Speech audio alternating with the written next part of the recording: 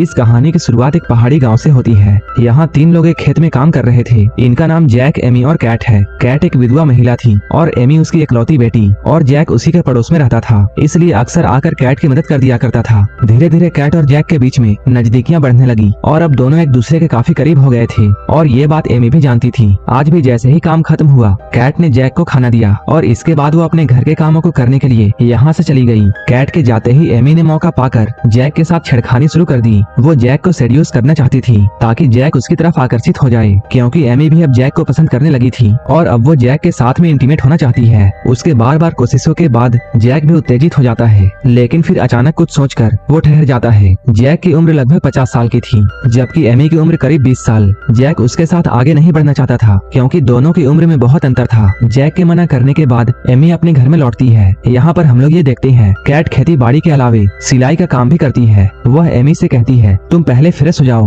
फिर हम लोग साथ में खाना खाएंगे। अब ये लोग खाना खाने के बाद दोनों माँ बेटी एक ही पलंग में जाकर सो जाते हैं। अगली सुबह बारिश हो रही थी। कैट अपने घर में बैठकर सिलाई का काम कर रही होती है और एमी उसके पास बैठी थी। काम के बीच में कैट एमी से कहती है कि बारिश के मौसम में प्यार करने का अलग ही आनंद आता है। कैट की बात सुनते ही एमी फुर्ती से जैक के घर पहुँच जाती है, क्योंकि उसे तो जैक के साथ में प्यार करना था। जैक जैसे ही उसे अपने घर में देखता है, वो उससे पूछता है, क्या तुमने अपनी माँ को बता दिया कि तुम यहाँ आ रही हो? एमी जवाब देती है कि उसने अपनी माँ से बाथरूम जाने का बहाना बनाया। ये सुनकर जैक उसे वापस जाने के लिए कहता है। एमी चाहती थी कि जैक उससे प्यार करे, लेकिन जब जैक उसकी ओर ध्यान नहीं देता तो वह चुपके से वहाँ चली जाती है। अगले दिन कैट, एमी और जैक खेत में काम कर रहे थे। एमी का ध्यान काम पर नहीं था और वह उदास दिख रही थी। उसे इस हाल में देखकर कैट उसके पास आती है और पूछती है, तुम्हें क्या हुआ है? एमी झूठ बोलती है कि उसका मन काम में नहीं लग रहा। ये सुनकर कैट उसे अपने काम में ध्यान देने के लिए समझाती है। कुछ देर के बाद एमी घास जमा कर रही थी और जैक उसकी मदद कर रहा था। यहाँ पर एमी जानबूझकर अपनी टांगों को दिखाती है, जिसे देखकर जैक उत्तेजित हो जाता है। उधर कैट अपने घर के काम में व्यस्त थी।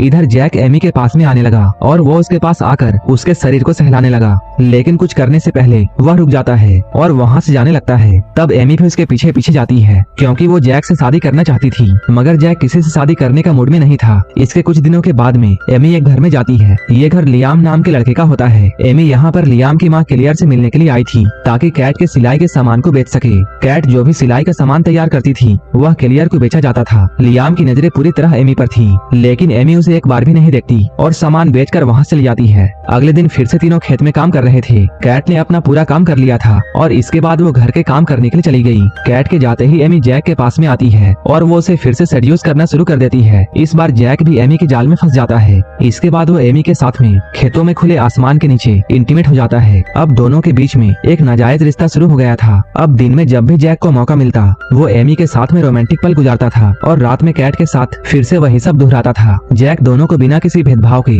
बराबर प्यार दे रहा था। जैक की किस्मत मानो चमक उठी, क्योंकि वह दोनों माँ बेटी के साथ में एक साथ आनंद ले रहा था। कुछ दिनों के बाद में कैट के घर में एक सैम नाम का आदमी आता है, जिसकी उम्र लगभग 60 साल थी। सैम की पहली पत्नी कई सालों पहले गुजर चुकी थी और अब वो कैट के साथ में शादी करना चाहता था, इसलिए वो कैट के पास प्रस्ताव लेकर आया था। कैट उसकी बातों को सुनकर सोचने के लिए कुछ समय मांगती है। इसके बाद सैम वहाँ से जाता है। धीरे धीरे दिन बीतने लगा। एमी अब दिन भर जैक के साथ में समय गुजारती थी और कैट को इस बात की भनक तक नहीं थी। कैट ने सपने में भी ये नहीं सोचा होगा कि उसके पीठ पीछे क्या क्या हो रहा है। एक महीने के बाद सैम फिर से कैट के पास में आता है, ताकि वह उसका जवाब सुन सके। कैट सैम से साफ कह देती है, हमारी उम्र में बहुत फर्क है, इसलिए मैं तुमसे शादी नहीं कर सकती। कैट की ना सुनकर सैम उदास हो जाता है, लेकिन वह कुछ कर भी नहीं सकता था। इसके बाद वो उदास चेहरे को लेकर यहाँ से जाता है। इसके अगले दिन कैट और एमी खेतों का काम करने के लिए जैक को बुलाने के लिए उसके घर में जाते हैं, लेकिन जैक वहाँ नहीं मिलता। वह बिना बताए कहीं चला गया था। इस कारण दोनों माँ बेटी निराश हो जाती है। फिर भी उन्हें ऐसा लगता है कि शायद जैक कोई जरूरी काम से गया होगा और जल्दी ही वापस आ जाएगा, लेकिन कई दिन बीत जाते हैं और जैक घर नहीं लौटता। एक रात कैट एमी को नहला रही थी, तभी उसकी नजर एमी के बढ़े हुए पेट पर पड़ती है।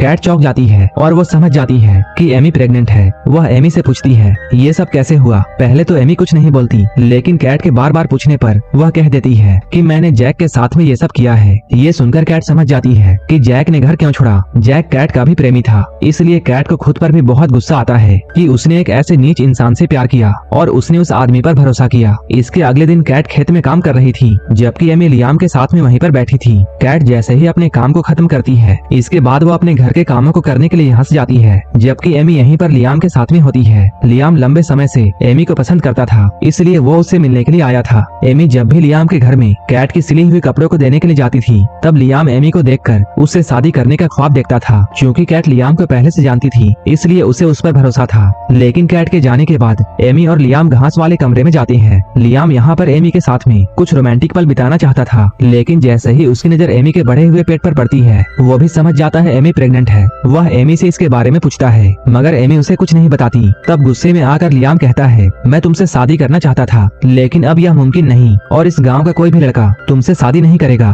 लियाम के गुस्से को देखकर एमी डर जाती है और वहाँ से जल्दी से निकलती है। इसके बाद वो भागते भागते सीधे सैम के घर में जाती है, जो कि उसकी माँ से शादी करना चाहता था। एमी को अपने घर में देखकर सैम हैरान रह जाता है। बाहर बारिश हो रही थी, एमी बारिश की वजह से भीग चुकी थी। सैम उसे शांत करने की कोशिश करता है। इसके बाद वो एमी को कुर्सी में बैठाता है ताकि वो एमी से रोने की वजह पूछ सके। एमी कुछ नहीं बताती, बल्कि अपने गीले कपड़े ठीक करने लगती है। ये सब देखकर सैम शर्मिंदा हो गया और उसने अपना मुंह फेर लिया। कपड़े ठीक करने के बाद एमी सैम से पूछती है, क्या तुम मुझसे शादी कर सकते हो? उसका सवाल सुनकर सैम हैरान रह गया। खुद को संभालते हुए वो कहता है, हमारी उम्र में बहुत फर्क है। सैम की बात को सुनकर एमी उसे सेड्यूस करने लगती है ताकि सैम एमी के साथ इंटीमेट हो जाए और इसके बाद वो उससे शादी कर ले। लेकिन सैम जल्दी ही उसे रोकता है। एमी का बढ़ा हुआ पेट को देखकर वो भी सारा कुछ समझ जाता है कि एमी उसके पास क्यों आई है। इसके बाद वो एमी से शादी करने के लिए मना कर देता है और फिर उसे खाना पीना खिलाकर यहाँ से विदा करता है। कुछ देर के बाद जब एमी घर लौटती है, तब कैट उससे बाहर इतनी देर रहने की वजह पूछती है। एमी सब कुछ बता देती है कि गांव का कोई भी लड़का मुझसे शादी करना नहीं चाहता है, इसलिए मैं सैम के पास में गई थी ताकि वह मुझसे शादी कर ले। एमी की बात सुनकर कैट उदास हो जाती है। वो समझ जाती है कि अगर एमी की शादी जल्द ही नहीं हुई, तब उसकी जिंदगी बर्बाद हो जाएगी। साथ ही उसे इस बात का बहुत दुख था। जैक, जो कि उसका प्रेमी था और उसके घर आता जाता था, उसी ने एमी की जिंदगी खराब कर दी। कैट जितना दोस्त एमी को दे रही थी, उतना ही खुद को भी कसूरवार मान रही थी। इसके अगले दिन कैट सैम को अपने घर बुलाती है ताकि वो उसे किसी तरह एमी से शादी करने के लिए मना ले। शुरू में सैम शादी के लिए राजी नहीं होता, लेकिन कैट के बार बार समझाने के बाद वह मान जाता है। कुछ दिनों के बाद सैम और एमी की शादी हो जाती है। कैट इस शादी से बहुत खुश थी और शादी के बाद वह उन दोनों को उनके घर तक छोड़ने के लिए जाती है। रात होते ही सैम एमी के साथ में इंटीमेट होता है। सैम यहाँ पर एमी से ये वादा करता है कि वह उसका और उसके होने वाले बच्चे का पूरा ख्याल रखेगा। कुछ महीनों के बाद में एमी एक बच्चे को जन्म देती है और सैम उसका और उस बच्चे का पूरा ख्याल रखता है। वह बच्चे को न सिर्फ पिता का प्यार देता है, बल्कि उसके साथ हंसता और खेलता है। सैम के इस स्नेह को देखकर एमी हैरान रह जाती है। इधर हम लोग कैट को देखते हैं। उसे भी ये मालूम चलता है कि सैम एमी और उसके बच्चे का पूरा ख्याल रख रहा है, लेकिन कैट के दिल में अंदर ही अंदर पछतावा था कि उसके वजह से उसकी बेटी को बहुत कुछ देखना पड़ा और उसने जैक जैसे धोखेबाज पर भरोसा किया। कैट अपने पछतावे के बोझ में इतना दब जाती है कि कहानी के आखिर में वो खुद को ही मार लेती है। लेकिन वहीं दूसरी ओर एमी सैम के साथ में बहुत खुश है और यहीं पर ये मूवी खत्म हो जाती है। ऐसे ही मूवीज के लिए आप हमें टेलीग्राम और इंस्टाग्राम पर फॉलो कर सकते हैं, जिसका लिंक डिस्क्रिप्शन में दिया हुआ है। और मूवी अच्छी लगी हो तब एक लाइक जरूर कर देना।